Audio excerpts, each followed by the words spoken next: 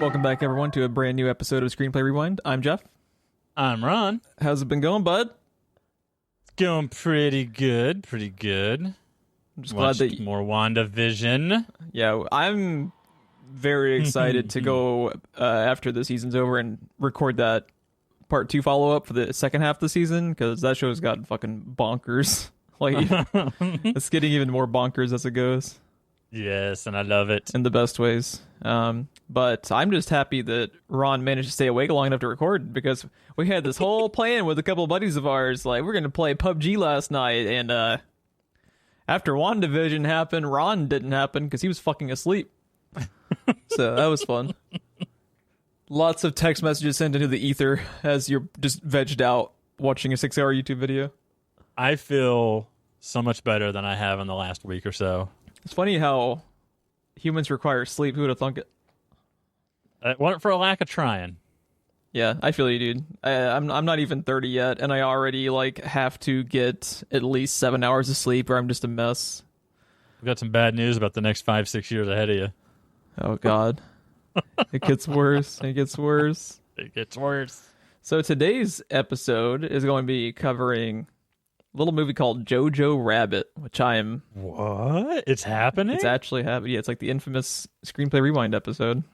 It's like, who would have thunk that we didn't want to talk about the movie about the Nazis as insurrectionists were taking over the capital of the United States? Hard left. It's a little bit of a hot take at that point that we just want to steer clear of. Record scratch. Yeah, exactly.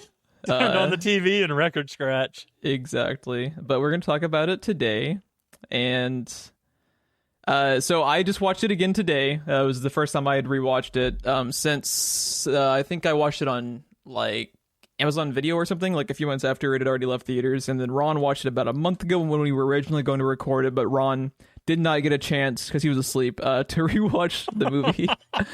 But as you'll hear in today's discussion, and again, spoiler warning for all things Jojo Rabbit, please have watched the movie, because we're going to go into full detail for the film. But it is a very memorable fucking movie, whether you liked it or hated it. So I think Ron will be just fine. And on this note, I also want to take just a quick moment to talk about how we're going to be changing the format of these episodes just a little bit to avoid 3-hour lockout, part 1 and part 2. Just because... Of all movies, by the way. I love talking movies, and Ron and I, if you just give us a microphone, we'll talk for fucking ever. But we found... As we've demonstrated. As we've demonstrated multiple times. Unless it's something that is specifically a requirement to talk about the play-by-play of the movie as far as something like Southbound, which is an anthology movie with multiple segments, and it makes kind of sense to go into the detail of which story we're talking about. We are not, outside of a very specific instance like that, going to go play-by-play through the entire movie like we have been doing, because it's not productive. We can talk about all the things we want to talk about without going with the play-by-play. Yes, and the Southbound was going to be the example I bring up when you were done too, because that's the perfect example of when we would need to do that. Yes, we will still reference specific sequences and scenes from films to back our points, but we just will not be going like step A through step B through step C, all the way from A to Z to complete the movie. Because especially if you are someone that, we always give people a little bit of time in advance, and if you have just watched the movie to follow on with the show, you definitely don't need to play by play. But I just wanted it's just redundant at that point. Exactly. I just wanted to make that quick note. But yeah, so Jojo Rabbit is the movie from Taika Waititi. Came out 2019. Taika Waititi is the director, and he wrote the screenplay. However, it is based off of a novel called Caging Skies by Christine Lunens. I apologize. I'm not entirely sure how to pronounce the name, so I might have got it incorrect. But so glad you apologize, because I'm sure she listens. It's true. It's true. She's the one fan. She's the one fan. She's the one. But so this movie, to me, regardless if people love it or if they hate it, I think this is a very important movie to at least see, because I think its themes are very relevant to today, as we saw on January 6th. And oh boy. So the thing about Jojo Rabbit, just to quickly break down the plot. Okay, so Jojo Rabbit circles around a 10-year-old boy in Nazi occupied Germany. You all right there, buddy? Sorry. Minor stroke. We're good. 5 minutes into the new format. Already broke your brain. It's already, yeah, we got to go. Thanks you, everyone, for listening to this episode of Screenplay Rewind. We will Every episode of Screenplay Rewind is the last episode. Every episode. One of these days it's going to be true. No, Jojo Rabbit circles around a 10-year-old little German boy who is obsessed with Hitler. And the movie begins on his first day where he's basically being like indoctrinated officially into the Hitler Youth. Yes. And the thing about this movie and why I really want to talk about it with Ron on the show is I think this movie is incredibly important because it actually shows a lot of aspects of World War II that don't often get talked about. And the first time I watched this movie, the quote from a different film that always kept like ringing in the back of my mind is the one from the first Captain America movie by Abraham Erskine, Stanley Tucci's character. I was going to bring that up. Yeah. So his quote, so if anyone just needs a refresher, Stanley Tucci played Abraham Erskine in the first Captain America movie. He is the scientist and creator of the super soldier serum. He was born and like raised in Germany. However, he defected after they were, like just doing all these awful things. And his quote in the movie that I always love is like one of the most underrated MCU quotes to me. I just fucking love this quote. So he said, "So many people forget that the first country the Nazis invaded was their own." And you just watch in like all these movies, like Saving Private Ryan and like all these great World War II films like that are just kind of depicting the Nazis at face value and Germany at face value. And people like forget like it was a very small subset of the country, like the vocal and radical minority. Really. Yeah, they just were very good about brainwashing people and very good about like their subtle political maneuvers to get in fucking control of the country. But not all of them were evil. Like there were plenty of people in Germany which were not Nazis, were housing, Jewish people and other people that were being hunted down. Like it wasn't just this kind of black and white situation where, the Nazis were from Germany, so therefore all the Germans are bad. Another thing that comes to mind also is Valkyrie, where Nazis tried to assassinate Hitler. Yeah, exactly. That was based on a true story. I don't know how many people actually know that now. That's based on a true story. So, and I think the movie beautifully displays this theme, which you don't see very often. And it's first shown, the very first note I added when I was watching the film, is how the opening song is the German version of the Beatles' "I Want to Hold Your Hand." Because yes, the Nazi regime, like the leaders, and especially Hitler himself, they were rock stars. Like, for the longest time, they were viewed as these idols. Like, a lot of kids, obviously it could have been mandated for Hitler to require, posters of himself everywhere, but a lot of kids would have done it anyway because he was a rock star to them. The way that Jojo is obsessed with Hitler is the way a lot of little kids especially were, He was this kind of hotshot dude who somehow just took over this fucking country and almost took over the fucking world, It's kind of crazy. He had a real shot at doing it. He had a real shot at getting what he wanted. He really did. And we're going to get into more of like the specifics, but I also did find it interesting. When I was listening to the Beatles song, "If I Want to Hold Your Hand," I was like, man, that really sounds like the fucking Beatles. I don't know if you were aware of this. Did you know that the Beatles were... Yeah. It was actually them because the subsect company of the record label said that they would have better record sales overseas if they made a German version. So like it's legitimately them. I had no idea that was actually them. Yeah, it's actually them. There's actually quite a few songs that do that same thing. They'll either be in German or like in French. Mm-hmm. And for the same reason, there's a lot of bands that do not speak English that still re-record songs in English. Yeah. The movie also ends with David Bowie's "Heroes" just in the German version that I think he had recorded near like the time of like the Berlin Wall being taken down. For quick aside. Okay. Can you imagine singing in another language? I can get talking. I'm trying to imagine singing. Especially, so it would be one thing singing in another language if song was written in that language. Yeah, if it was actually constructed around working in that language. But like, I don't know how the fuck the Beatles make the song work so well because it's like the same rhythm in German. As it like that's really impressive to be. It sounds like it was originally meant to be German. It doesn't sound like a song that was translated. It's really well done, and it would be hard to do today, let alone in the fucking 60s and 70s. Like, kudos to them, because that's crazy. Because there's, learning to speak another language is one thing, because you learn to speak it. Learning how to control rhythm and even down to your breathing in the middle of the song and everything, with how that all works in another language that is not your own, I don't understand. Yep. It's fucking nuts, dude. So, anyways, with the movie opening up with this little kid, on his first day for the Hitler Youth, he is an absolute fanatic. Jojo is completely obsessed with Hitler. His entire room is nothing but Nazi memorabilia, to the point his own mother is terrified of him.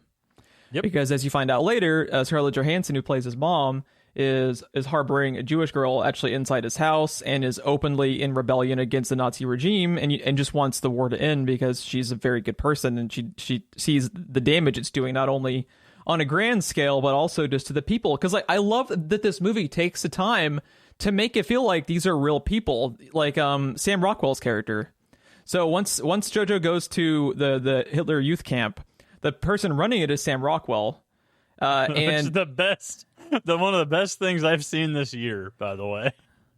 Sam Rockwell running the Hitler Youth. I fucking so he plays. His name's Captain Klinzendorf, and they call him Captain K for the most part. Sam Rockwell is so fucking awesome in this movie, dude. Oh my god, he is my favorite character by far. He's so fucking great. But what's really cool is you see just how openly he talks about it, and especially in the performance, how jaded he is from the war and from their regime. Specifically because you later find out he's a closeted homosexual. And obviously, if he were to come out, he would be fucking immediately executed because of the Nazi, their code. And so as Jojo goes actually into the little boot camp they have going where they're teaching them how to throw grenades and everything, which does not go well. I love that he ends up calling Jojo hair. He calls him hair hand grenade at one point. Fucking love Sam Rockwell.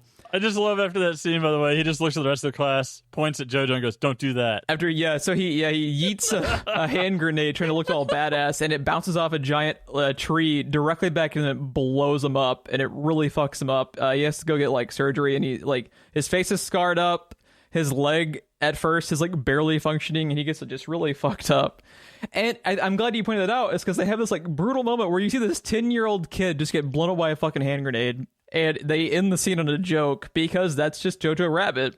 And the thing about this movie is I think part of the reason some people are kind of taken off guard by it, and it took me off guard a little bit at first, is because the tone is very mixed, but I don't think that's by accident. It's not an accident that Jojo Rabbit is directed and written for the screenplay by Taika Waititi, because this book that it's based off of is through the lens of a little kid.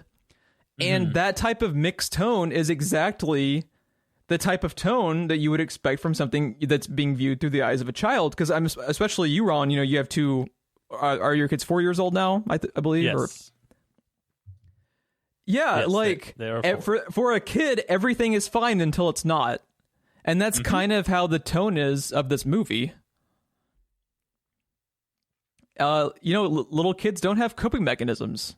They're just happy until they're not. They don't really know how to process it.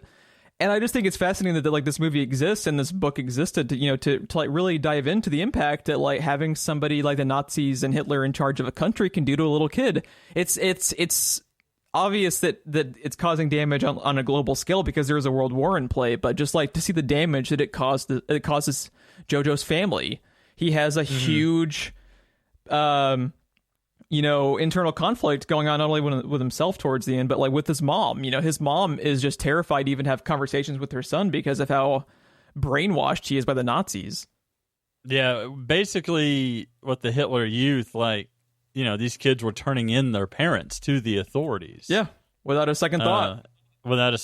Because, they were indoctrinated by Adolf Hitler. So you've got Jojo, 10-year-old kid in the Hitler Youth, and not only is his imaginary friend what a 10-year-old would imagine Adolf Hitler is like when he's idolizing him.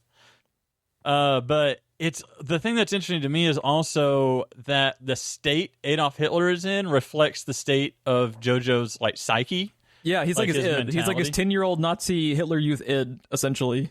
Yeah, like as Jojo starts to kind of unravel as the movie's going on, because he wholeheartedly believes in the Nazi movement because he's fucking 10, and this is what the adults are teaching him. Mm-hmm. Hitler is very, very firm in everything at the beginning, and as the movie goes on, and he's starting to have conflicts with his beliefs and with Elsa, I believe was her name, and Rosie, and all this stuff coming to a head. Adolf is getting more and more disheveled and getting more and more. I'm losing the word. I'm trying to think of. I keep trying to think of fanatical. That's not it. It's frantic. Frantic is the word I'm looking for. He's very off kilter. Yes, but he is very much so. Not only is he what he projects Adolf to be, but his own mental state is reflected by Adolf. It's a very interesting, way to construct this character. Yeah, as I was talking about how with Taika Waititi being the perfect person for this movie, if you're going to bring forth a movie that is so specific and through rose tinted glasses of a little kid, not only is his his acting kind of perfect, because I love the way that Taika Waititi plays the 10-year-old id Hitler. He's so the way that he's always just kind of reassuring to Jojo, and he's like, come on, give me a Hail Hitler. Yeah. Come on, kid, give me a Hail.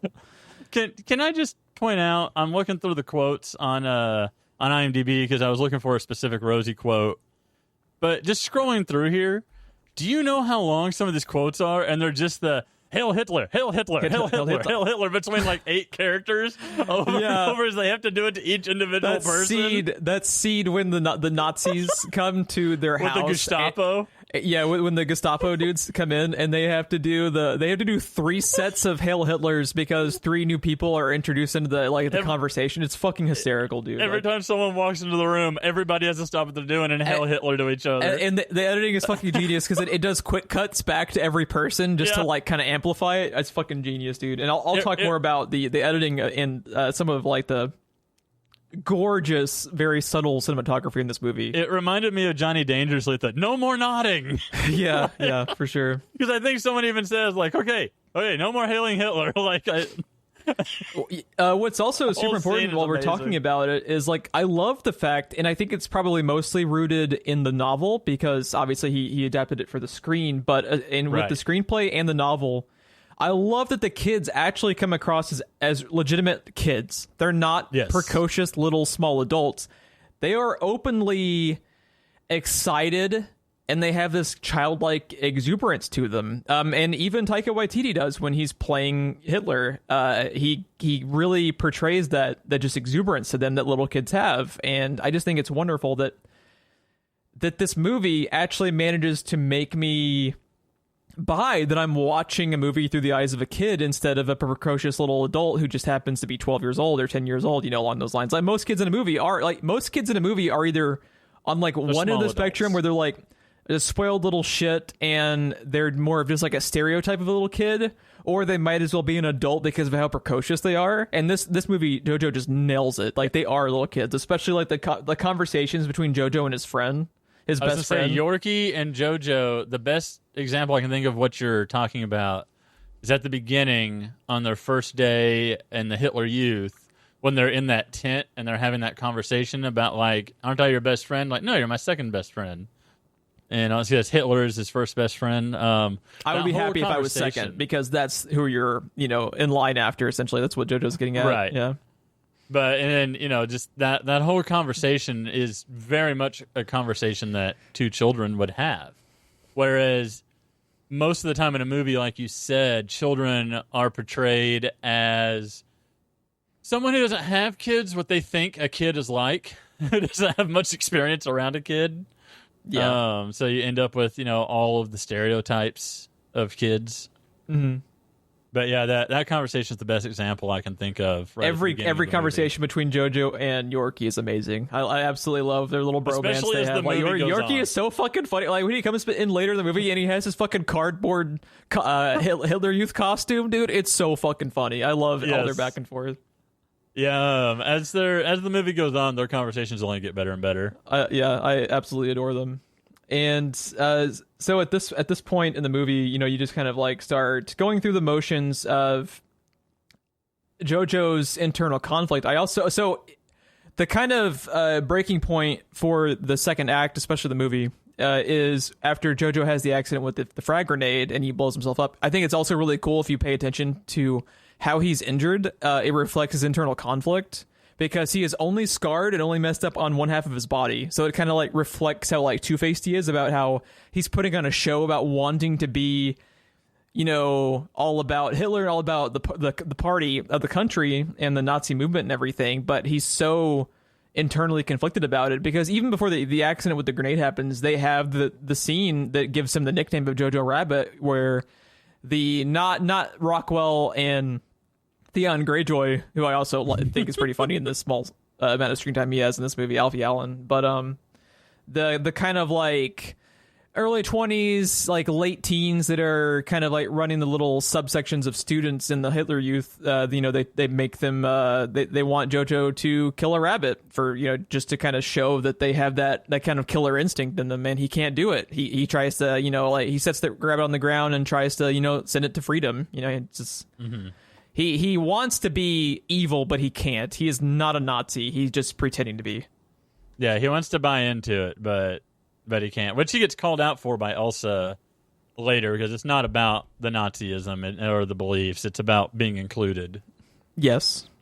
So after he has the accident, he's no longer allowed to be a standard member of the Hitler Youth. They kind of have him stationed running pamphlets, actually back at one of the little like schools they have for the Hitler Youth. It's not actually part of like the soldier academy. It's more of like a traditional academy. It's like, it seems to be mostly little kids, and they have the clones. Don't worry about that part. They have to have their clones. I don't know if you remember that scene, but yeah, they're like, you can walk the clones, and they just cut to like 15 little Aryan kids. They're all identical, and then they come back and never really talk about it again until they show them like at the very fucking end. It's so funny. Can we talk about how he got that job? Yeah, go ahead. Yeah, because I fucking love Rosie walking him in. And is this when Kleisendorf says, "Well, if it isn't Hand Grenade himself," when they walk in? No, that's actually like at the pool later when he calls him Hand Grenade. But right at the pool. But anyways, yeah, Rosie brings him in, and so because of something that happened in the field, he had been demoted to running Hitler Youth, and then because of the hand grenade thing, he got demoted to this office. Yep. And then Rosie just walks up and knees him straight in the testicles. Yeah, and Rosie is Scarlett Johansson, who plays Jojo's mom. She knees him right in the balls, and then is like, "So, yeah, you're gonna let him help out around here?" And he's like, "Yep." And then he gives him the job of, delivering pamphlets or getting scrap metal for the war effort and all that. But she just walks straight up and knees him in the balls. Can we just talk about how I fucking love Scarlett Johansson in this movie? I think she's wonderful. So one of the notes that I have written down is that I think this is the best performance that Scarlett Johansson has ever given in anything. I could not agree more. I think she's so wonderful, and she's so endearing to you. Immediately. I usually find her to be very... I don't know the exact word I'm looking for, but it's like, in a movie where she's a badass, she's trying to portray what she thinks a badass is, but not what really makes someone badass. On that note, do you like her as Black Widow, or do you not like her as Black Widow? So Black Widow is the only time I feel like it really works for her because of how ridiculous everything is, right? Everything's based on a comic book, so it kind of fits in because everyone is like a larger-than-life character in a way. And there's a bunch of killer robots. I have a bow and arrow. None of this makes any sense. Exactly. That Hawkeye line sums up perfectly what I'm trying to describe. So there it kind of fits in, but like in the island, she's kind of stiff because she's not being like a very like naive character. She's trying to make you believe she's a naive character, right? Like it's like she tries way too hard to accomplish whatever she's accomplishing. For Black Widow, I think she fits in. This is the most genuine I have ever seen her. She's incredible in this movie. I think she is absolutely incredible. She got nominated for Best Supporting Actress too. I don't know if she won. The only award they actually got from the Oscars for this was the adapted screenplay for Waititi. But very much deserved that nomination. Probably deserved to win. She's so incredible in this movie, and she has to pull a lot of the emotional weight at first, because initially your lead character, Jojo Rabbit, is not a likable character. He's internally conflicted, obviously, but he's still putting on such a show and openly talks about, even at like later conversations he has with ScarJo at the dinner table, about how he's upset with her about her political affiliations and everything, and how how could you hate your country to the point where you want the war to end? How could you not want Germany to win? Because that's kind of his mindset. And we don't really get introduced to Elsa until about 30 or 40 minutes into the film. Like, it's a little bit, maybe even a little longer than that. Like, and she's one of the main characters too, and she's the whole point of the movie, really. Yeah, and Scarlett Johansson. If you boil it down, everything that happens to JoJo happens after the discovery of Elsa. Yeah, and that is the whole theme of the movie, is what happens after he discovers Elsa. So yeah, it goes on, and it's not time wasted. You're establishing a lot of characters. You're getting, so like you mentioned, and a lot of the criticism that I read about this movie is how shocking it is at first to you, especially with the mixed tone, which is probably the thing that I like the least about it. But how, it's like it goes anywhere from Hot Shots to Schindler's List and back. It's a real whiplash. I think that's totally fair. However, and I think I had the same kind of reaction at first, because this movie just is so all over the spectrum as far as just how intense it can be and how jokey it can be. And it wasn't until I really started thinking about how it's intentional, because that is how a little kid is. Like, I'm sure you see it every day with your kids. They'll be running around your house, everything will be perfectly fine, and then all of a sudden, it's like they just have an instant change in tone, and they're freaking out or super upset over seemingly nothing. And it's just you think back to how you were as a kid, that's how life was. You're just in a constant state of being happy until you're not. And I think this movie, at first glance, can really shock people with just how like you said, cinematic whiplash, essentially. But yeah, I don't think it's by accident. I don't think it's it's not. And like I said, it's not time wasted, because they not only does that give you time to acclimate to it, but all the characters, they run so deep, right? So Rosie on the surface seems to be just a lady that's dealing with the loss of her husband and her Nazi son. But it turns out she is actively trying to work against Germany's war effort. Yeah. You've got Jojo himself, who starts out this little copy of Hitler that ends up being super conflicted. It's all very important. I mean, I never know how to say it. Klenzendorf is a super complex character. He just seems like a dick at the beginning. Dude, how funny is the scene where he's like, can somebody with two eyes do this? And he does a little display with the gun. It's so fucking funny. I love every single scene, and every line with Sam Rockwell is fucking gold, dude. They're all my favorite parts of the movie. It's so good. When he drinks from his flask and just goes, "God help me," at the end of his speech. But yeah, so it's not time wasted. They got to get the audience acclimated. You've got to get very used to these characters before all of a sudden in the second half of the movie, everything starts getting mixed up and kind of flipped on its head and turned topsy-turvy. And it does that to great effect. But I think a lot of the criticism it receives is it takes its sweet time to get there. I think it's necessary. Otherwise, you don't get the desired effect in the second half. But yeah. Unless I can see it just kind of turned off some people, which, by the way, I just want to point out, when I say it turned off some people, I mean just some people, because this movie is beloved. It got very wide acclaim. So this is just a callback to a former podcast that me and Ron used to do, but we used to do every year, we would do our top fives, as far as, I think we did top five movies and shows, and had them in like separate episodes. This movie came out in 2019. If we had been doing that show, this would have been in my top 5. I absolutely adore JoJo. It's one of those movies where there's just so much fucking heart to it, dude. Like the way that you get engrossed in some of these characters, like Rosie and Sam Rockwell, and eventually even JoJo. Like they even make you like. And I usually hate little kids in movies. This is very atypical for me, but this movie is just so good about the way that they flesh out its characters, like you had said, that I fall for it hook, line, and sinker, like every time I watch it. And like the second time I'd watched it, I knew everything that was going to happen, and it's still like emotionally, resonated with me. And I think that really shows quality with your character work when you can still, because like it works even without some of like, because like at first watch, there's a lot of like shock to it, like you had said. But when you remove that and all you have left is the character development and the performances and the directing, I think this movie's really well put together and constructed. So one of the things, speaking of Whiplash, I want to go back to Scarlett Johansson's performance real quick. Because the scene that I have specifically written down is the scene where they're at dinner.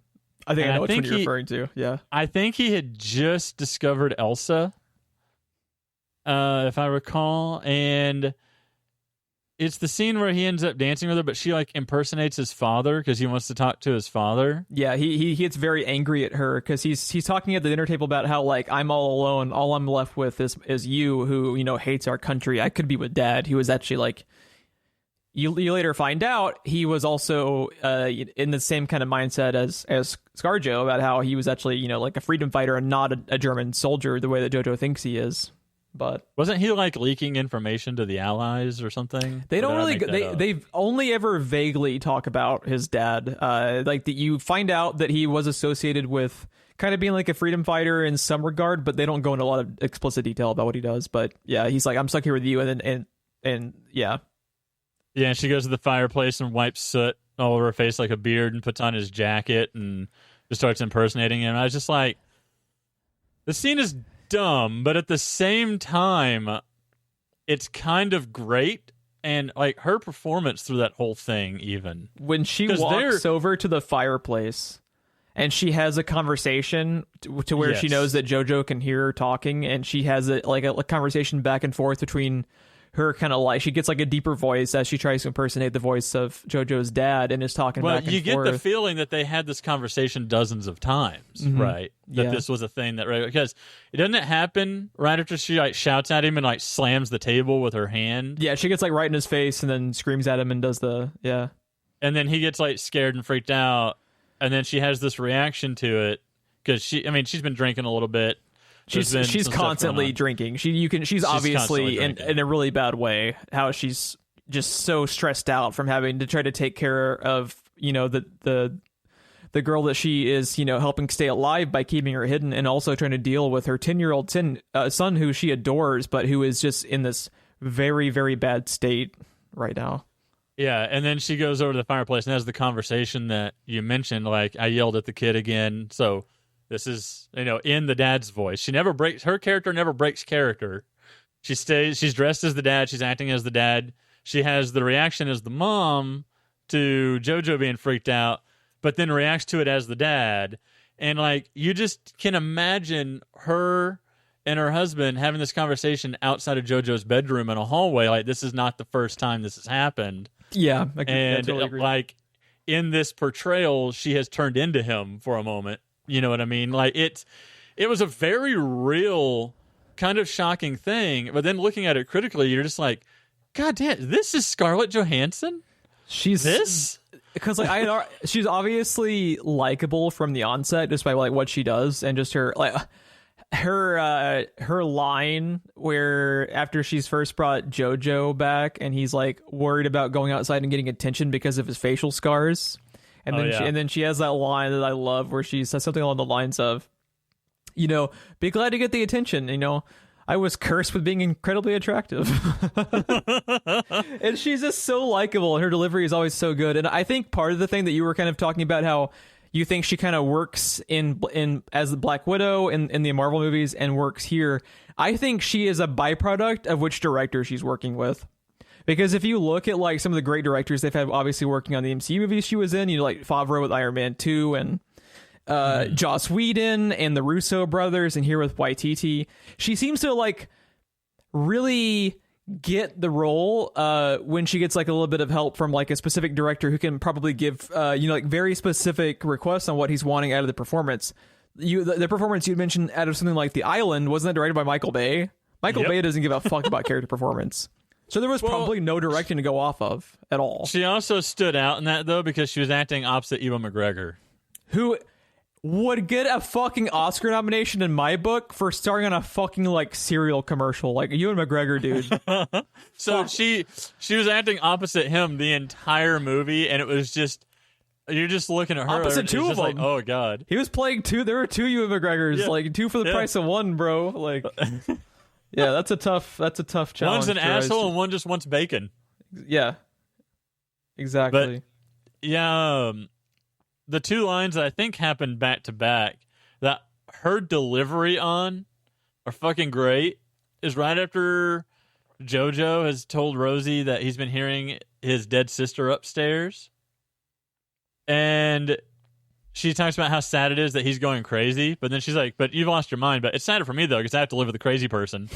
And then she goes over and pulls out the bread. And then she starts going through all the drawers. And then she's like, where's all the goddamn knives? Yeah. So the big story point is, so Jojo is kind of like just like looking around his house after he starts to hear like the noises. He figures out that Elsa, the teenage Jewish girl, is being kept hidden by Scarlett Johansson. But they get into this kind of like stalemate that so Jojo is afraid to tell ScarJo because Elsa tells him she's gonna fucking kill him. Elsa doesn't want Jojo to tell his mom that he knows she's there because she knows that she'll more than likely be moved to a different location because Scarlett Johansson is terrified of what Jojo would do with that information. Mm-hmm. And it just becomes this kind of stalemate where Jojo knows for a very long time and starts like fishing for details and is kind of like very slyly trying to get her the fuck out of the house without also endangering his mother and himself. So that's kind of like your big plot thrust for the remainder of the film. And the performances, I think, between Elsa and Jojo are also very good. Just like some of the, and like more details to kind of like back up how we're talking about how this is something like a kid would say or a kid would do. Like the conversations that he has there about like what a Jew is.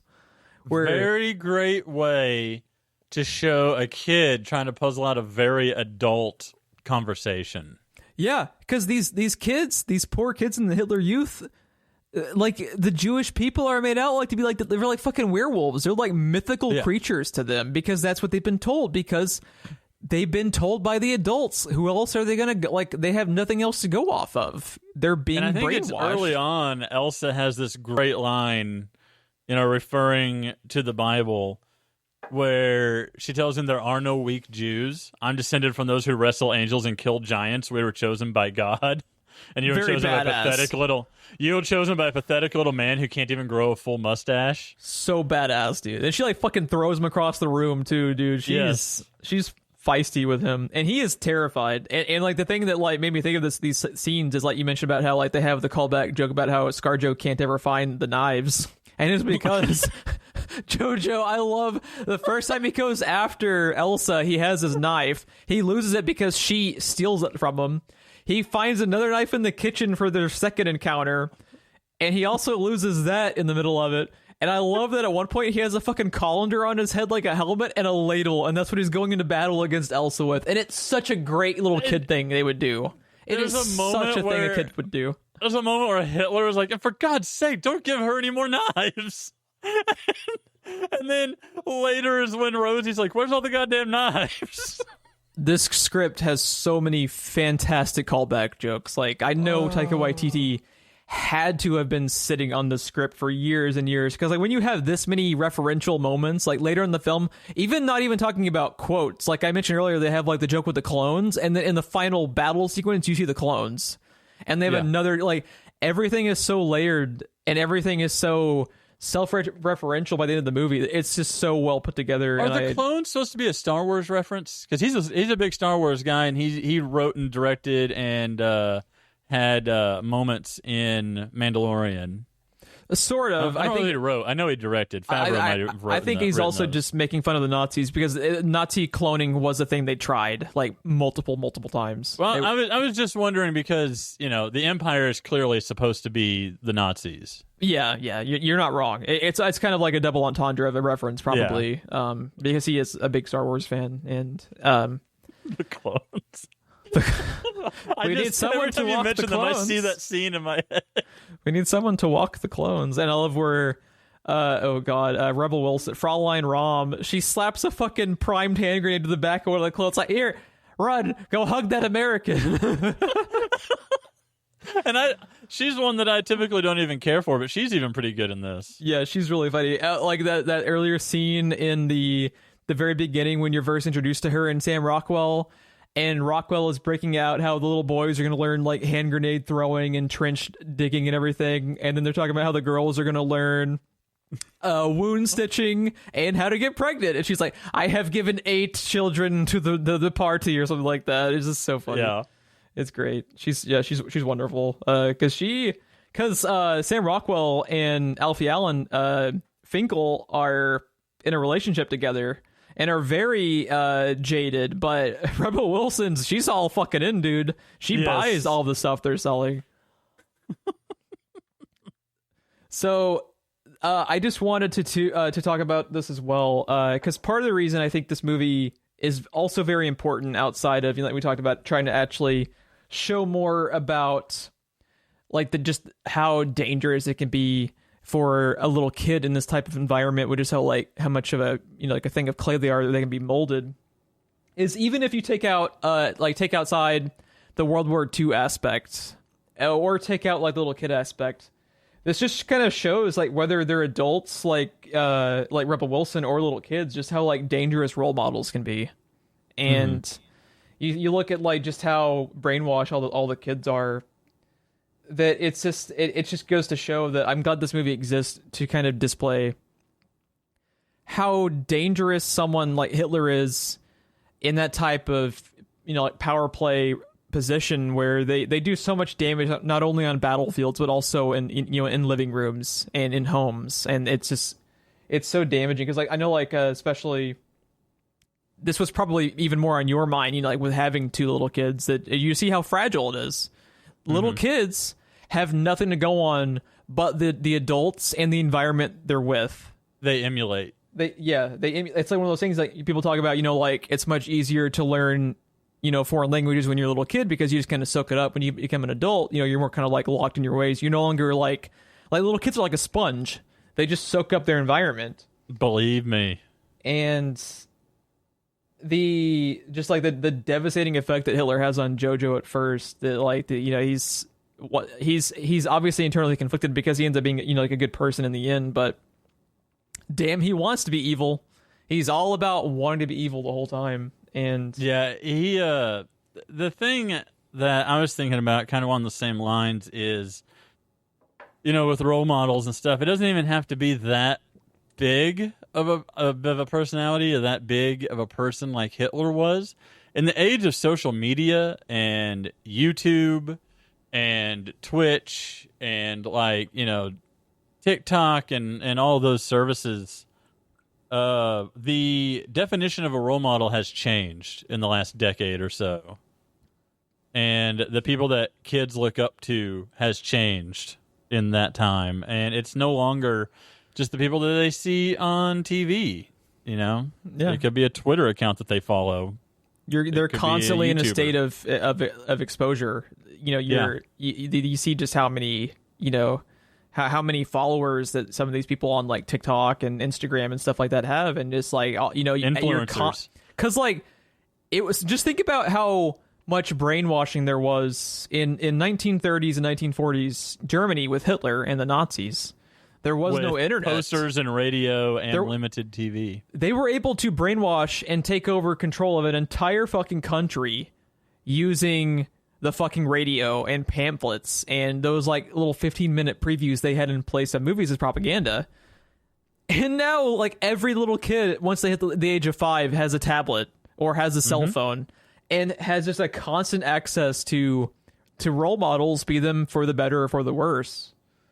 And yeah, this is an unprecedented age where, like, we don't know what that kind of unfettered access to everything and that interconnectivity between people can really do. It hasn't been going on that long, since early to mid 2000s, and while that's been 15 to 20 years in the big picture, the grand scheme of things, that's not a lot of data to go off of, and to know how this affects people.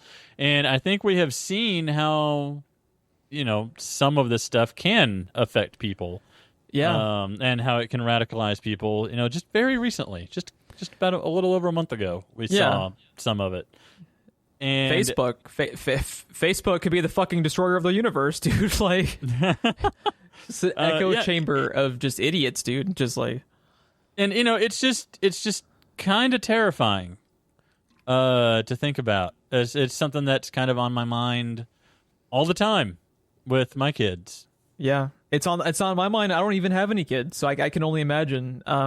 Because the internet is shaping up to be potentially one of the worst things to ever happen to the human race, But at the same time, it's the most powerful tool we have ever created that can do the most good out of everything we've created, but can also do all the bad. It's so fickle. It could end up being the thing that destroys humans. It could be the thing, that saves them. Like, you just don't know, because we're in such an infant, like, early stage of it. And like, even outside of like the internet, like something that made this movie connect with me very personally, because I too was a little kid in the Hitler Youth.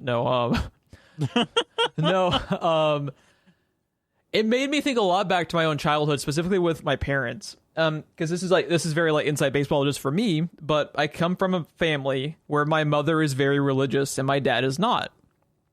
So like, just looking back on my childhood, my upbringing, I was being tugged in two directions. Because my dad was just obviously very agnostic about it, and he would let me go to church with my mom because he's not religious, but he's, it's just like whatever. And my mother is very religious, so my mother for it, not against it. Yeah, and like, I don't think he was particularly thrilled with me going to church, but it wasn't the type of thing where he like put his foot down and was like, no, he cannot.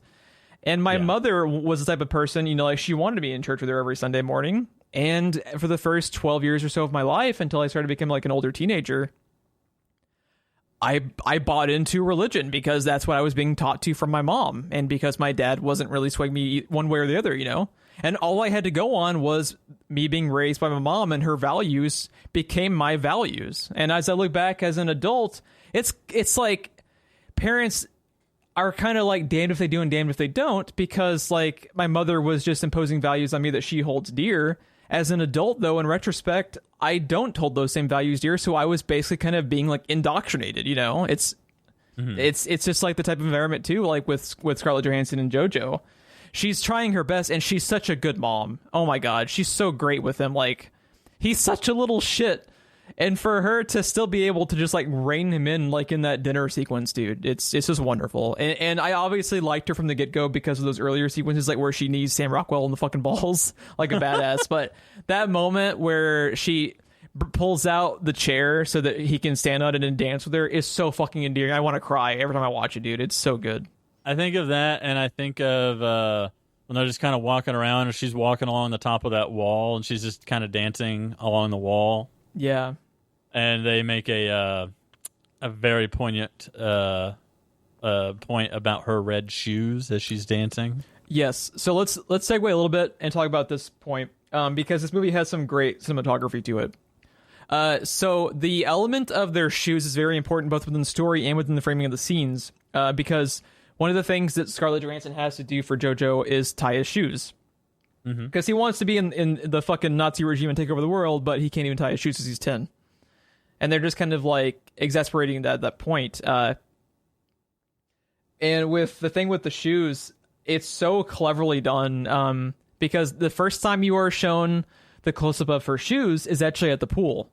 they have multiple scenes where Jojo is in the same room with her mom, and her mom enters the frame or is either like elevated to the point to where he's head level with her shoes, and they have very distinct red and white shoes that she wears. The first time being that they show them is at the pool, where he goes to talk to Sam Rockwell about how to talk to a Jewish person, or like what should he do if he finds one. And then the scene after that, where they have the same kind of framing device of showing Jojo head level with her shoes, is when they're like near the park, like you said, and they're just kind of out, just kind of chilling, like it seems like a weekend afternoon.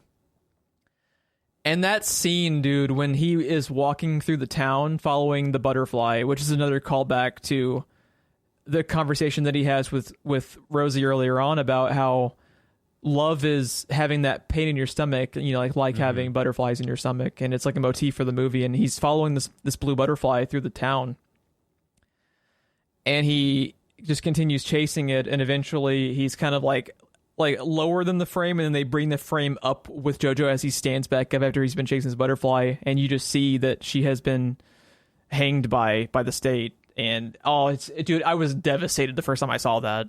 Which is also a callback to earlier in the movie when they had people hanging in the public square, and he said, "What did they do?" And she said, "What they could." Yeah, which is showing her how she's kind of in like the freedom fighter movement within Germany. Yes. And now she's hanging in the public square, but all you see again is him being basically eye level with those distinctive shoes. Yeah, and he grabs onto her feet because that's all he had. He's just devastated. Oh my god, that scene! I did not see this movie in the theater, but I have seen a lot of like tweets and reviews of people talking about this movie. That apparently every single time there was an audience watching this film in the theater, you would just hear 100 people just gasp all at the same time, because it's devastatingly done, and it's so heartbreaking and so gut wrenching. I want to say, if I recall, the scene just kind of stops. Like there's music and everything as he's chasing the butterfly, and then I think he's bent down. And when he stands up, that's the camera like I was saying, like, it him. raises the frame with him as he stands back up. Yeah, and then you see the shoes, and everything just stops. I want to say the music cuts. Yeah, everything just stops. I think you're right. And then he looks pure right silence. and sees his mom's shoes. Yeah, it's rough, dude. And the earlier sequence where she was with him and he sees the people that were hanged, he tries to look away, and she grabs his head and actually keeps him centered on it, and she's trying to make a point of it, like, this is the people that you're obsessed with, she's trying to like relate to him and get through to him so much that it's unfortunately not until she dies that he fully starts to like, because now he's been betrayed by the state, right? He's been betrayed by the state. And what's also fucked up too is they didn't even have any evidence. Scarlett Johansson was very careful. She never left any physical evidence. They just had suspicions about her based on her activity about, she was outside of the house a lot. And they have suspicions with Stephen Merchant and the Gestapo are also like both hilarious because of the Hail Hitler lines, and also like Stephen Merchant's a menacing motherfucker in this movie when he just towers over Rockwell. That sequence is great where they have Elsa pretend to be a sister just because they know he'll eventually find her if they keep her hidden, And when Stephen Merchant just steps across the room, she just kind of did that, right? Yes, it was not planned. Like Jojo freaks out too when he first sees her. That they were having her, pretend to be the sister that had previously passed away. But yeah, when Stephen Merchant just walks across the room and he's just towering over Rockwell and just like looks down at him, like. Stephen Merchant's fucking scary in this movie, dude. I want to talk about that scene because you legit don't know what Rockwell is going to do in that scene. And I had a question about... So I think that scene takes place before he finds his mother hanging in the square, right? Yes. And I got the feeling, thinking back on the movie, that Rockwell knew this before Jojo did, because Rockwell's basically not even supposed to be there, right? He comes up on his bicycle to Jojo's residence, and the Gestapo are like, "What are you doing here?" And he's like, "Oh, just I was just in the neighborhood, thought I'd help." And he makes a point. He tries to cover his ass by saying, "Oh, Jojo works for us. I was just dropping off pamphlets." Right. Yeah. But he basically shows up for no reason and gets called out on it, and kind of sticks around, and then you have that really nerve-wracking scene where he's the quizzing tension, Elsa. dude. You can cut it with a knife as they're searching around the house. It's really intense. And then he he just instantly correct and folds the papers up, starts to hand them back to her. And then what was the Gestapo guy's name? The tall motherfucker? Stephen Merchant? Yeah, Stephen Merchant. They just call him Deertz. Yeah. But yeah, he's like, wait, and everything stops. And you think he's going to look at the papers, but he doesn't.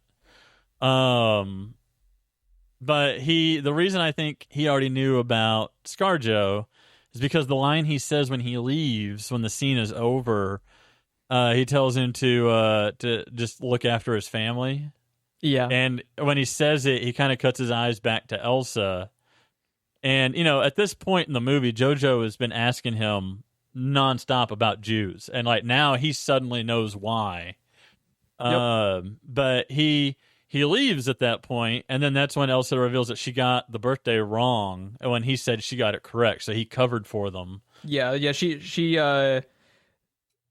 tells him the 1st of May, and Sam Rockwell is looking at her identification and knows it's a lie, but covers for them.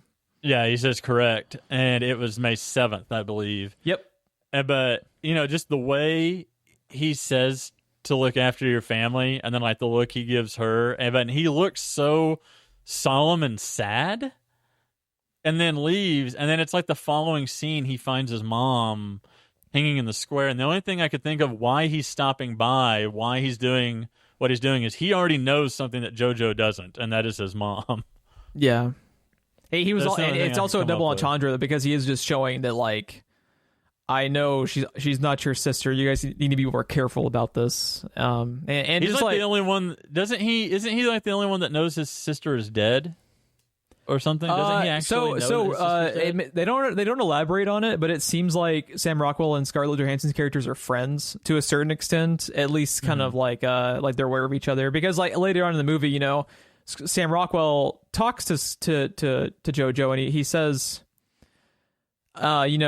I'm so sorry to hear about your mother. Like, she was a legitimately good person. Like they knew each other to a certain extent.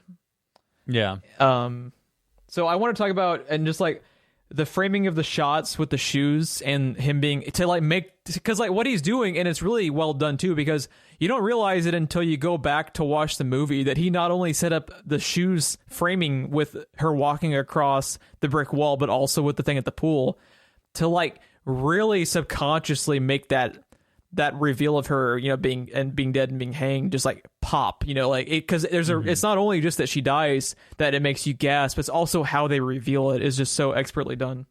It's probably both, but when they kept showing the red shoes over and over initially, I thought they were just referencing Schindler's List, and then that scene happens. I'm like, oh. No, I know what you were going for now. I know the imagery that you were trying to give me now, but it's also probably both. They probably chose red because it stands of out. Schindler's List. Yeah. So there's a few other sequences that just have like amazing cinematography. Do you remember the sequence earlier on when Jojo is walking around putting up the pamphlets and he swipes to like press down and like stick the pamphlet to the wall, and every time he smears his hand across it, he's smearing different faces with Taika Waititi's Hitler? It's a really cool scene if you don't remember it. I don't remember that. I'll have to YouTube it to send you, because like it's fucking awesome. He's like smearing his hand over the pamphlet, and like every time he swipes back and forth, it's like a different pissed off expression from Taika Waititi's Hitler. And then the very last one, as he has it stuck to the wall, is actual Hitler picture. It's really cool. I'll try to find it and send it to you later. It's great. I wonder if I even noticed. Oh, you noticed it, because it's just like angry Taika Waititi faces like right in your fucking face. But the first scene when he is introduced to Elsa after he discovers her, and it's framed and directed like a horror movie, is really cool. The like the way that she places her fingers like around the exit of her like fake little faux door, like a horror movie like creature would, and she like is advancing towards him like it's very The Ring. Yeah, if she's advancing towards him like a fucking villain and creature in a horror movie, which Specifically, J-horror. She's very Samara. Was that her name in The Ring? I think that's her name. Yeah, yeah. And it's very that or very Grudge. And she's walking down the staircase towards him. She's also like just kind of like creepily moving her fingers down the banister, like the handrail. And when you finally actually like see her full body, isn't her hair kind of over her like that too? Oh yeah, because she's been living in the wall without. Yeah. There's one really great sequence later on. Say, quit giving her knives. I just think back to that fucking scene where he's holding the ladle like it's a fucking katana, dude. It's so great. Fucking love this movie, dude. So later on in the movie, after Elsa and Jojo become friends, there's a very well shot time lapse sequence where they are circling around the room where they always hang out, and you see time passing, and you see them kind of like teleporting around the room to like different conversations they're having or like different drawings that they're doing, and it's a great sequence I love. And just one other really fun. So I want to go ahead and talk about the third act of this movie that kind of like ramps up towards the end. So after Scarlett Johansson has been found dead and Jojo's been essentially just kind of, and it's really fucked up too. It's like the state isn't even really aware that Jojo's quote unquote sister is living with him. The state gave no fucks about killing his mom and leaving a 10-year-old stranded to fend for himself. That's just another thing that's like a little tidbit that's just brutal and just shows their brutality towards their own citizens, off of no evidence. They just had suspicions and they fucking killed her and orphaned a 10-year-old, Yeah, the way, by the way, that this movie is set up is very 1984, which is obviously based on a lot of this same stuff, but a lot of the storytelling in this is also very, very 1984, because in that book and in that movie, it is all seen through the eyes of a guy that doesn't really believe in all the propaganda and bullshit, but he has to do it for fear of execution. Yeah. And the way things are laid out, the way things are portrayed, the way things go for Rosie, the way things are for Jojo, it's all very much what happens to... I have forgotten the war doctor's name, and I am so sad about that fact. John Hurt? John Hurt, my God. I had John. I couldn't come up with Hurt. But it's all very much what happens to John Hurt throughout that entire movie. But yeah, along with, like, because this and 1984 are the only two things I can think of where you see this kind of government, this kind of regime, this propaganda, and like what it does to a person rather than what it does to the nation. Yeah, like the first country they invaded was their own. That is like such an important element of it. And it goes by the like. I think it's criminal sometimes how World War II is taught in schools to kids. Oh yeah, absolutely. The way history in general. The way that history, for the most part, for little kids, is boiled down to just remembering dates and just factoids instead of the impact of events in history like this. Like, the part of the reason you get to a point in, like, specifically American history where we are right now and just how fucked up we are right now is because of that.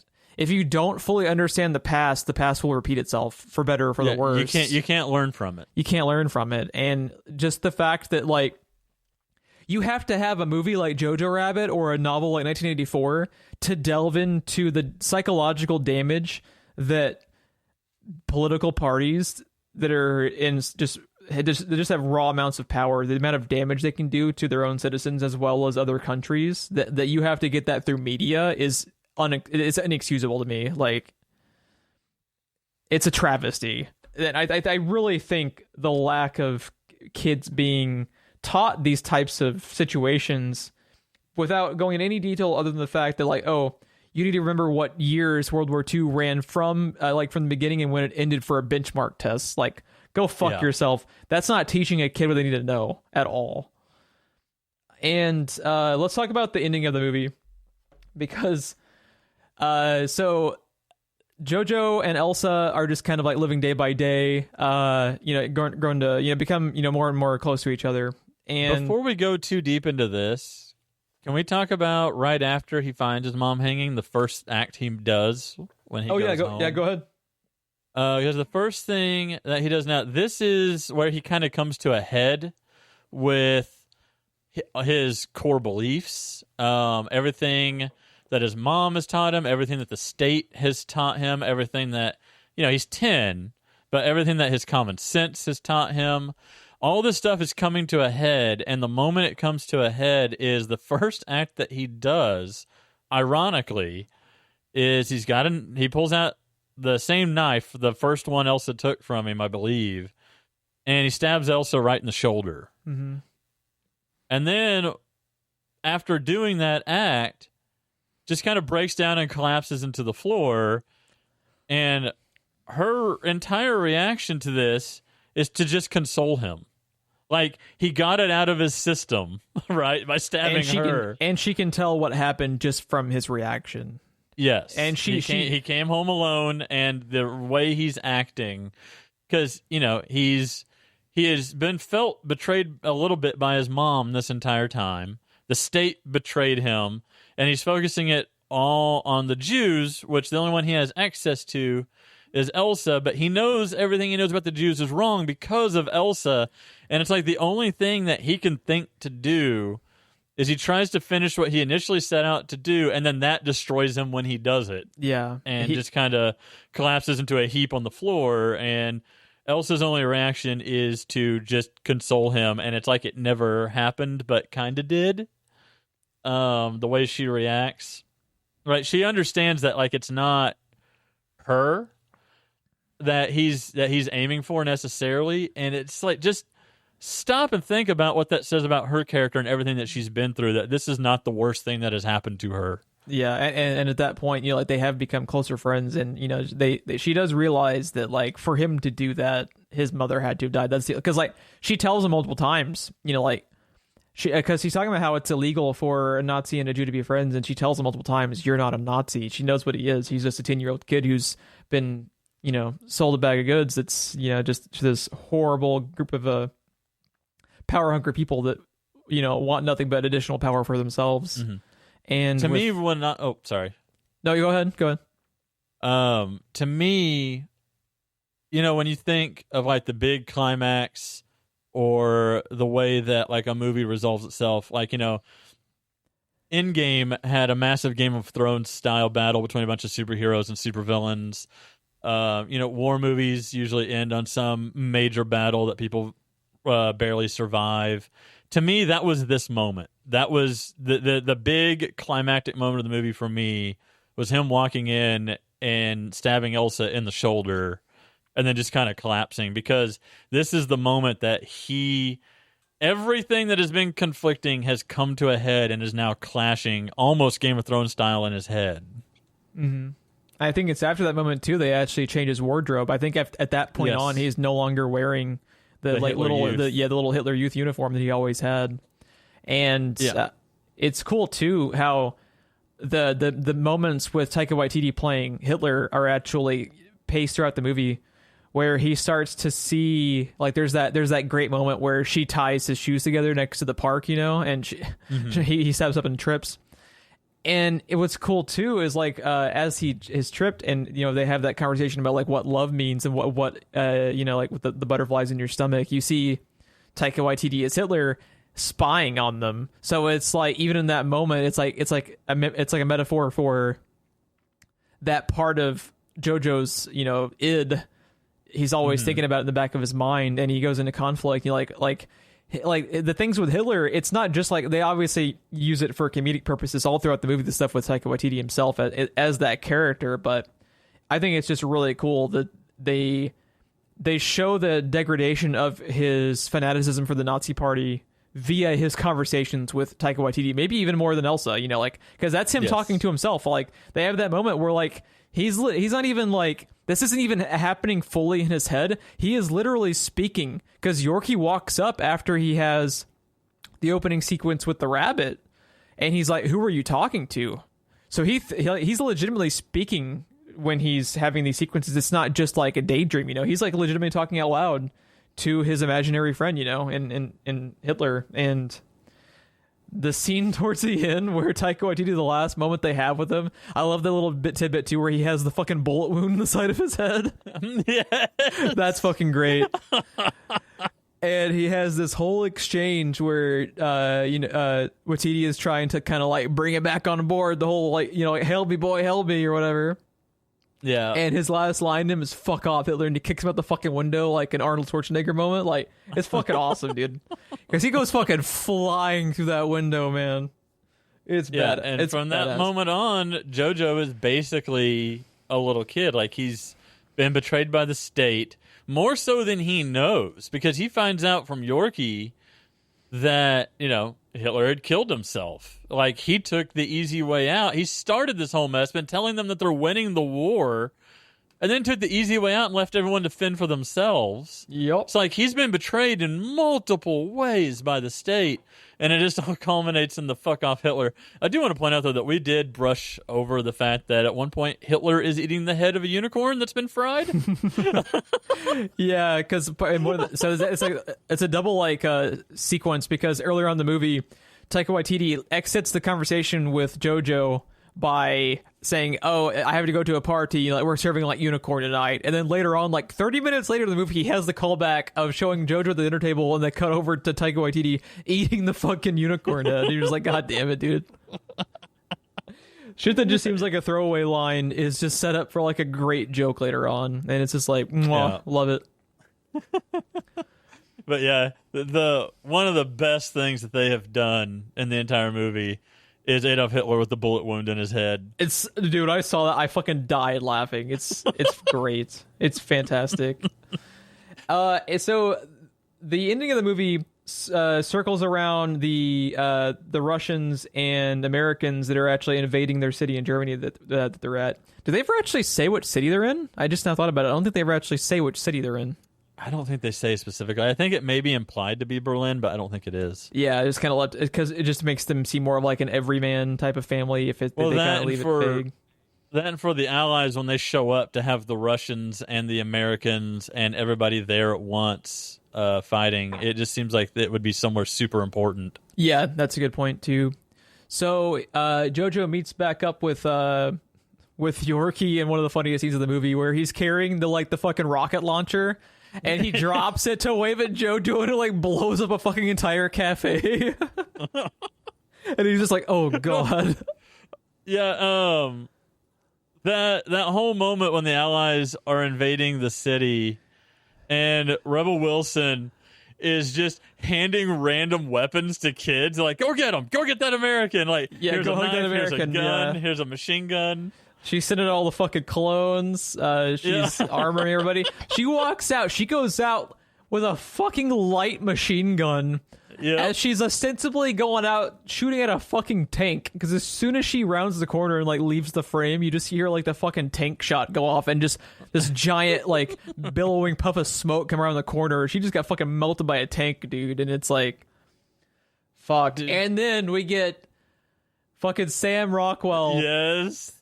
And Theon Greyjoy walking out in their costume, dude. In their costume. I can't even put into words what they're dressed as, dude. Because earlier on in the movie, when Jojo was working for their little like academy, Jojo finds them actually like designing like with like very crudely with like colored pencils. Like Sam Rockwell is drawing out these like very flamboyant looking crazy costumes, and you just again take it as a one-off fucking joke, but no, he rides in the fucking battle, him and Theon Greyjoy, dude. Yeah. In full fucking costume, and they have this like epic music playing as he does it. The epic music and the flag waving in the background, and I love too where at this point Sam Rockwell just could not give a fuck who knows what about him, so he like is literally wearing eyeliner and mascara and everything and makeup because he just could not give. He's like, this is like his moment to finally like release his inner demons, and he just fucking goes for it, dude. And when Jojo sees him in that costume and Sam Rockwell just gives him this look, dude, and I just have like the biggest little kid smile on my face when I see that, because I fucking love Sam Rockwell, and I love his performance in this character specifically too. It's just so great. And it's a great character all around. I fucking love this character. My favorite bits from this movie, I love pretty much everybody, but Rosie and Captain K, Scarlett Johansson and Rockwell just steal the movie for me. And fuck, they're great. Both Iron Man 2 alums. This is true. Another great line. It just hit me that they're both in... I realized they're both in Iron Man movies. It just hit me they're both from the same Iron Man movie. Yeah, Iron Man 2. He plays Justin Hammer. I think that was his name. Yes, and I fucking love Justin Hammer. I'm sad we're never going to get him again. Yeah. Sam Rockwell needs to be in more movies. This is a tangent, but I want the dude from the first Iron Man movie that got away with the drone designs, that's clearly a reference to the Spider Slayers. I want that guy and Justin Hammer to design the Spider Slayers. That'd be pretty dope. Yeah, because they have... he's got the technology and the blueprints. Justin Hammer's got the resources. They've also referenced Hammer in tangential stuff too, because I think in Agents of S.H.I.E.L.D. they at one point are like rounding up like Hammer Industries tech or something like that. I remember seeing it at some point. I think they mentioned it even in WandaVision. Yeah, it wouldn't surprise me. So in this third act, as they're like as their city is getting invaded by the Russians and the Americans, there's another great line where I think it might be the same conversation where Yorkie is telling Jojo about how Hitler had killed himself. He's talking about how like we might have been on the wrong side, like the Americans and the Russians and like all these other countries are kind of grouped up against us. And then Yorkie says, our only ally is the Japanese. And just between you and me, they don't look very Aryan. I forgot about that. I died laughing hearing that. So I thought, good. Dude, the little buddy cop movie they have going with Jojo and Yorkie is just gold, dude. When he's just kind of they're rolling around like they're like little kid wagons of they're rolling around ammunition, which in itself is like a little like microcosm of the film itself. Like the little kids using their little wagons to roll around major artillery for their like anti-aircraft like rocket launchers and shit. The little like the 10-year-old kids are wheeling it around, and fuck, it's great. So the culmination of the relationship between Rockwell and Jojo ends with the German soldiers that are around the city being rounded up, and Jojo has been walking around after Rebel Wilson dressed them up in a one of the jackets of the German soldiers, and as she's kind of like sending them off to go start attacking whoever the fuck you see, basically, because Rebel Wilson's fucking nuts in this movie. But Sam Rockwell is being rounded up. Jojo kind of catches up with him, and they have a moment while the American soldiers are kind of like off in the distance a little bit to have a conversation. And this is the moment we mentioned earlier about how Rockwell tells me, like, I'm so sorry about to hear about your mother. Like she was a legitimately good person. Is this after Jojo gets captured by the soldiers because he's in the Hitler Youth jacket Rebel Wilson put him in? Yes. Yeah, he's being rounded up kind of like in the same little detention area with them. With the other Nazis. With the other Nazi German soldiers. Yeah. This scene, dude. It gets to you, dude. So Jojo sits down next to him. They have that kind of heart-to-heart about his mom. And Sam Rockwell stands him up, rips the German soldier jacket off of him. In one move by the collar. He just yanks it off of him. And he starts screaming at him, calling him a filthy Jew. He spits at him and then throws him to the ground to get him away from the detention area. And starts trying to kick him and stuff. To save Jojo. Sam Rockwell like just goes into he starts acting very vicious towards him, to make it seem like, oh, he's a filthy Jew. He starts calling all these like really nasty derogatory names to make it appear that he wasn't a German kid, to save him. And the last time that you see him, he's getting dragged away by the American soldiers around the corner. He just smiles at Jojo and he rounds the corner, and then you hear the gunshots go off. Yeah. Oh, it hurts my soul. I love him so much, man. Yeah.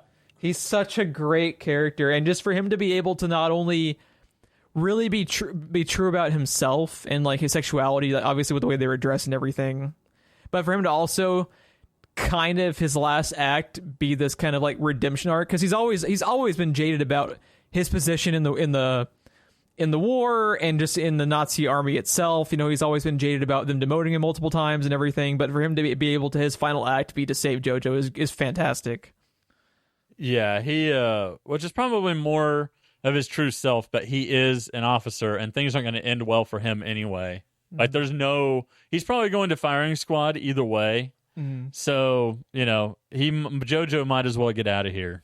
Yeah, his last act being, and like also it's cool in retrospect because like Rosie was very aggressive with him, but when she kneed him in the balls about like he almost inadvertently led to Jojo getting killed, and for him to be the one to save him in the end it's great storytelling. Yeah. It's great character work all the way around, and the movie ends with Jojo going back after this moment. He's now he's able to go back home, and kind of at this point you think he's going to go tell Elsa everything's okay, but he's so afraid of being alone. He goes and tells her the Americans lost and like Germany's won, because he just doesn't want to be alone. He doesn't want her to leave, and he immediately kind of regrets it. So he comes up, he tells her there's a little plan that I have to be able to get you out of here, and she walks outside with them.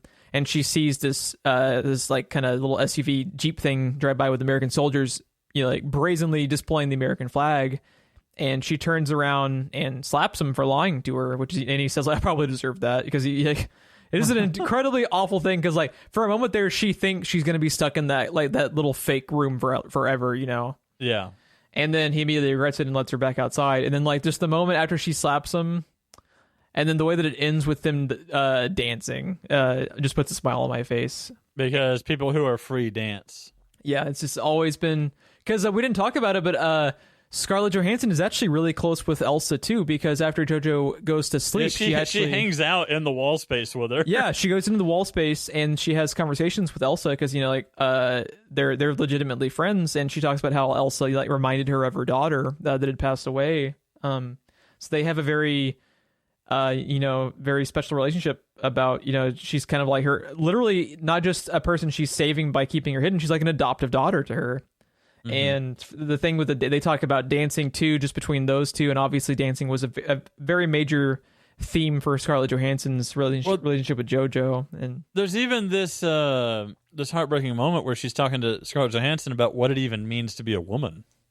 Yeah, because she's been locked up. Because you got to remember, the Nazi stuff was happening well before the war started. This has been going on for quite some time, that she has been fearing for her life and in hiding and all kinds of stuff. And she has this heartbreaking conversation about her, like, what does it even mean to be a woman? Like, she doesn't know. She's been in hiding. She's basically just been a Jew and not like a human or... Yeah. A woman for quite some time. She doesn't even remember what it's like. And yeah, because they make a point where she says that obviously she's been locked up in Jojo's house for a long time, but she at one point she talks about how she had moved, like this is like her fifth stop of being hidden. She was being passed around from home to home, family to family, and then friends. So it was like from family members to family to friends of family to additional friends of those friends, and just whoever would take her in. And since we've circled back to that fact, there was a line I wanted to bring up earlier that we moved on, and I didn't want to grind us to a halt like I am now talking about grinding us to a halt.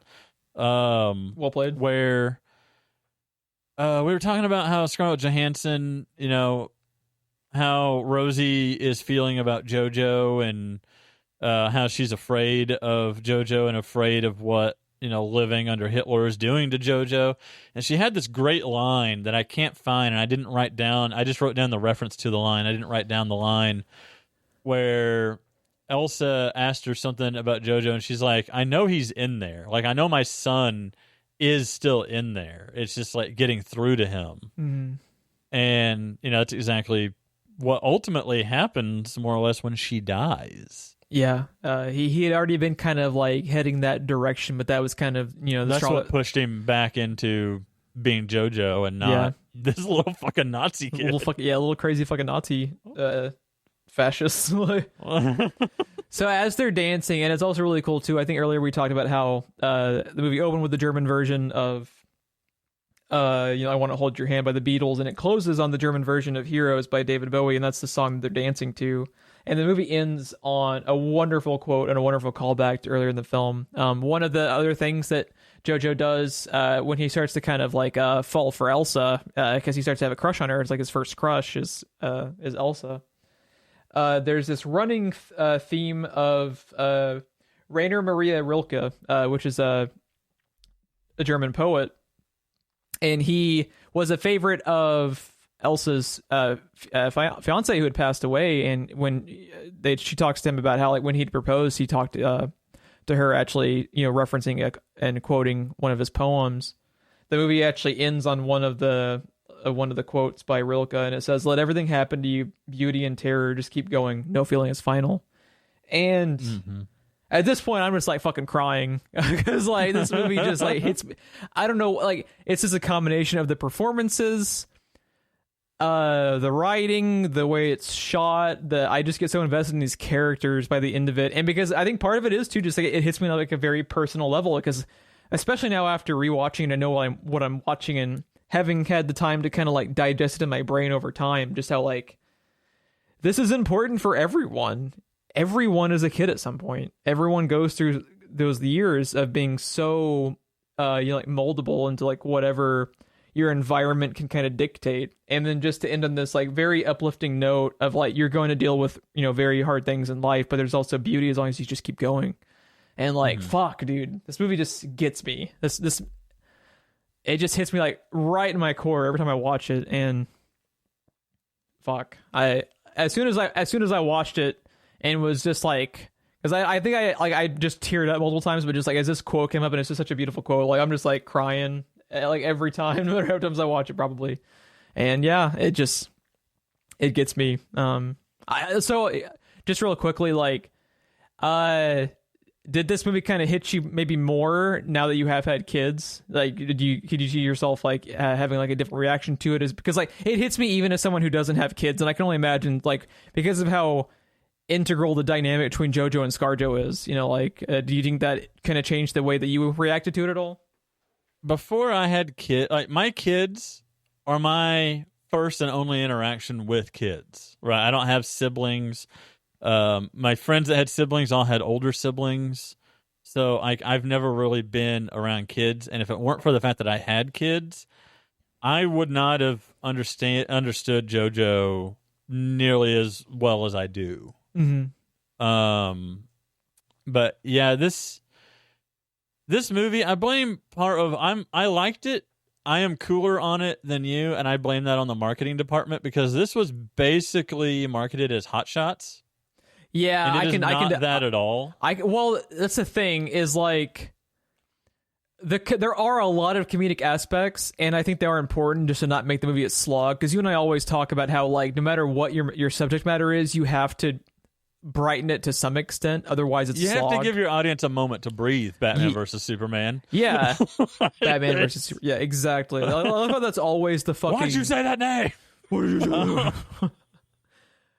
Yeah, I honestly like I totally understand that way of thinking behind it. Because obviously the jokes are much easier to sell in a 90-second trailer than the heartfelt story of the Hitler Youth Nazi kid who's about to have his fucking mother hanged in the street. Like you can't falling into his first love with a Jew. Like, yeah. It's like, what is this movie? Because if you just put yourself in that position, yeah, I wouldn't know how to fucking put a trailer for this together either, And it's almost go ahead. I was gonna say it's marketed as Hot Shots, and it kind of starts that way with all the Hitler Youth stuff and the grenade and Sam Rockwell, and then it goes into this comedic lull. The movie's not in a lull, but comedic wise, that disappears for a good half hour.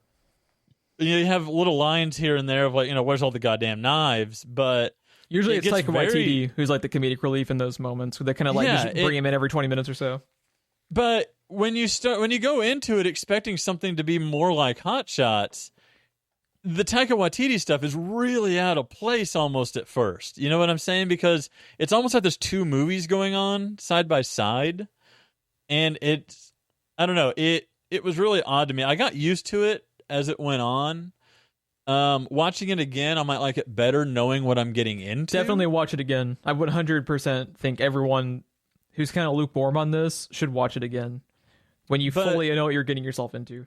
Yeah, but just going into it, like, it wasn't at all what I was expecting. Because all I had to go off of was the trailers. I knew nothing about the source material. I knew nothing about the movie itself. I hadn't read up on it or anything. I hadn't read any reviews. I just knew the trailer. Yeah, and yeah, it was not what I thought it was gonna be at all. And the thing that's interesting about the way that it's shot is, how do I say this? It's like a film festival movie that's not up its own ass. And I mean that in the best way. You know what I mean? It looks like it's shot like every film festival circuit movie I've ever seen. But film festival movies, I typically roll my eyes at as hard as I can. Define what you mean by like a film festival movie. Oh boy, like you mean like an artsy fartsy movie? Is that kind of like what you're getting at? Yeah, like okay. the super artsy movies. Like, this is our craft. Like, movies are not a movie, cinema. Like those type movies is the way it's shot. It uses every trick in the book the artsy fartsy movies use. But it uses them to much greater effect, I think, because this movie,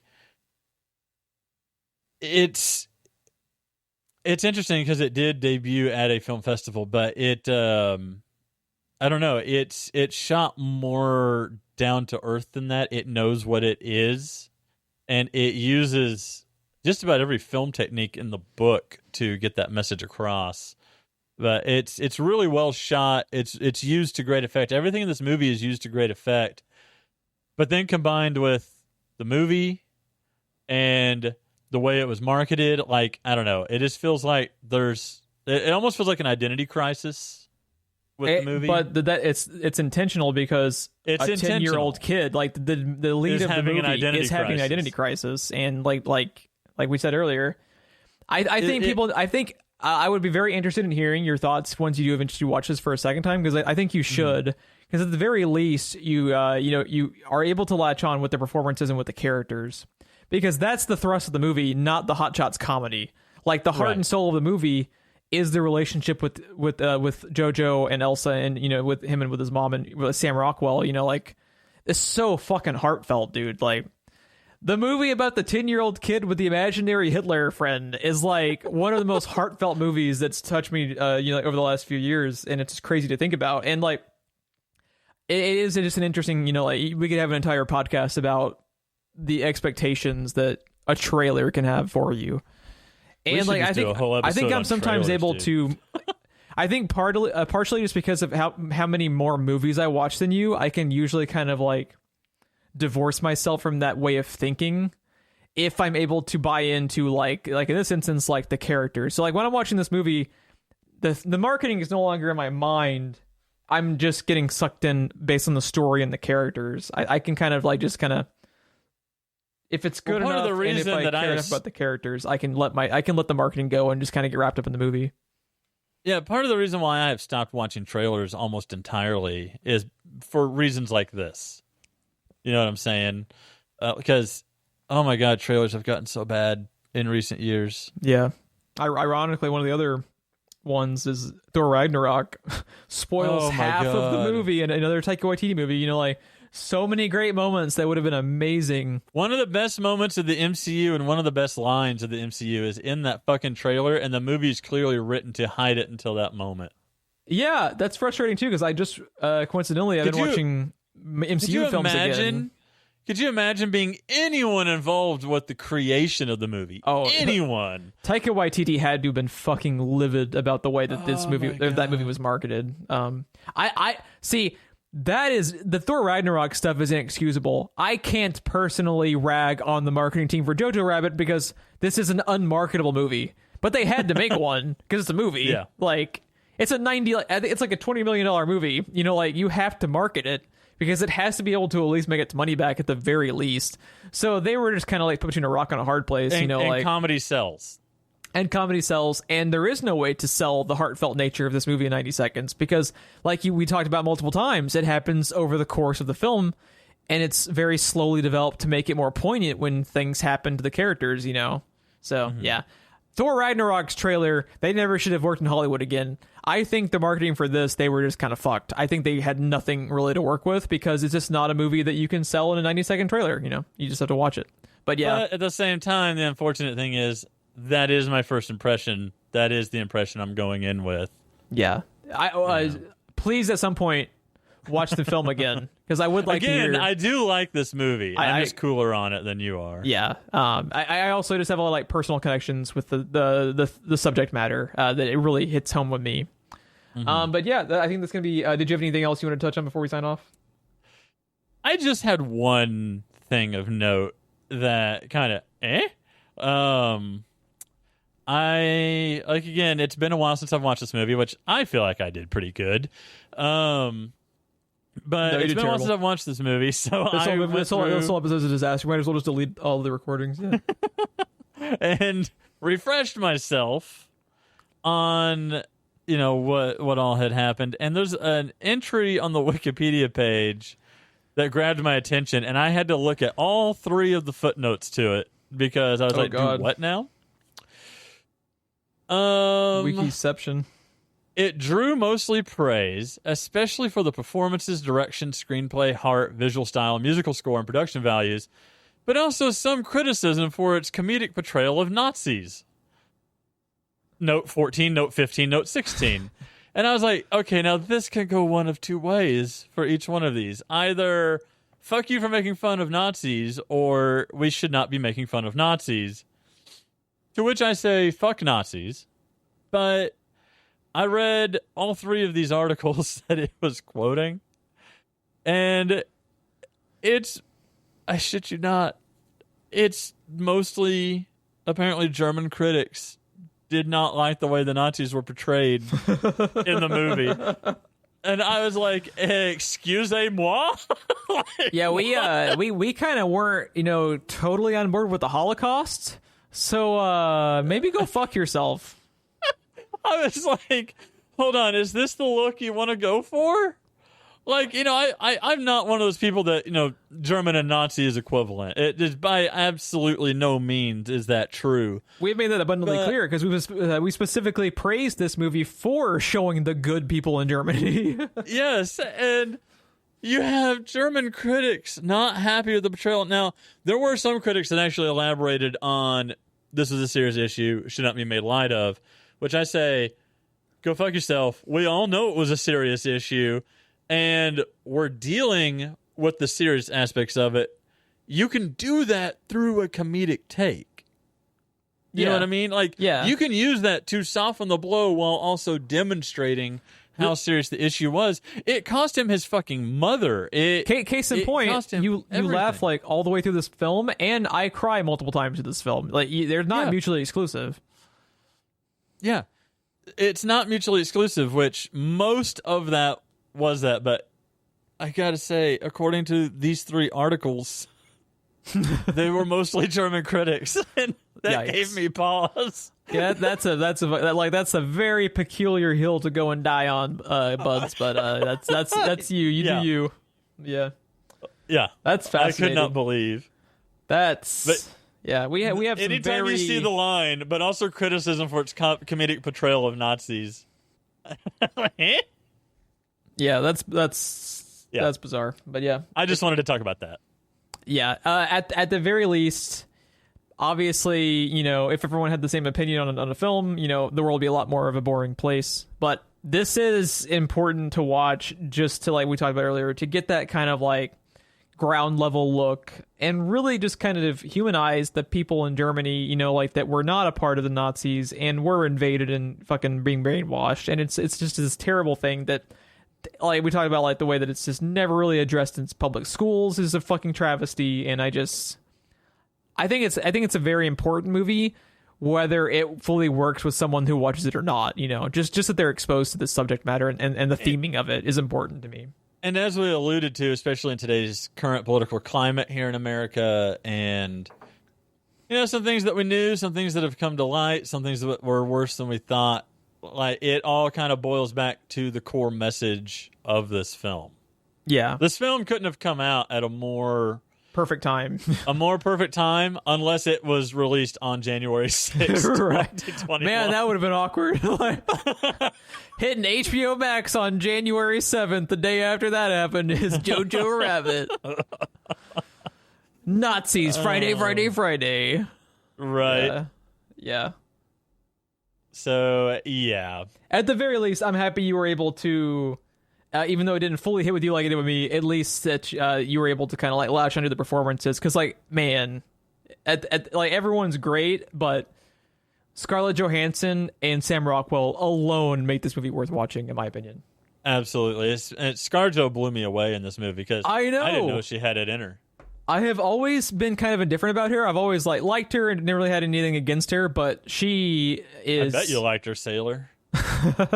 She's absolutely incredible in this. Yeah, it's a fantastic performance. But yeah, if you would like to check us out more, please be sure to like and subscribe to the podcast with reviews or ratings on whichever platform you find us on. We're all over the place, you kind of wherever your podcasts can be found.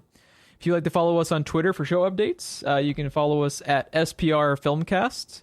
Ron, where can people find you when you're not discussing insurrections of the Capitol on January 6th? I am on YouTube, Twitter, and Twitch every Sunday, Monday, and Tuesday Sunday. Right? At Ron Sense TV.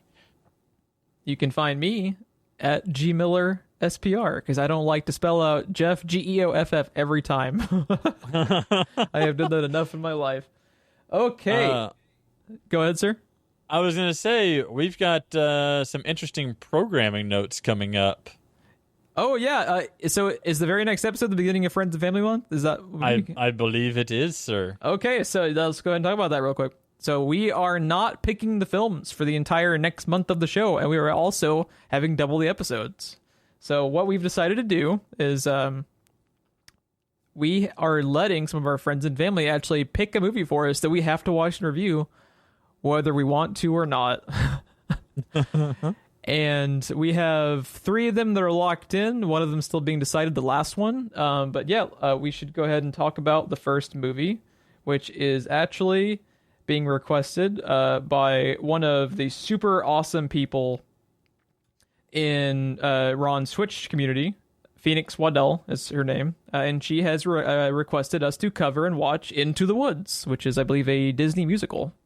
It is. It was on my list back when I was still watching trailers, and I never got around to watching it. Yeah, I am typically not a big musical person outside of stuff like Hamilton, which, I really connected with Hamilton, but most of the time I don't go out of my way to watch musicals, but this one was actually on my radar as well just because the cast of Into the Woods is like fucking bonkers. Go IMDb that shit. Yeah, it's absolutely insane. Yep.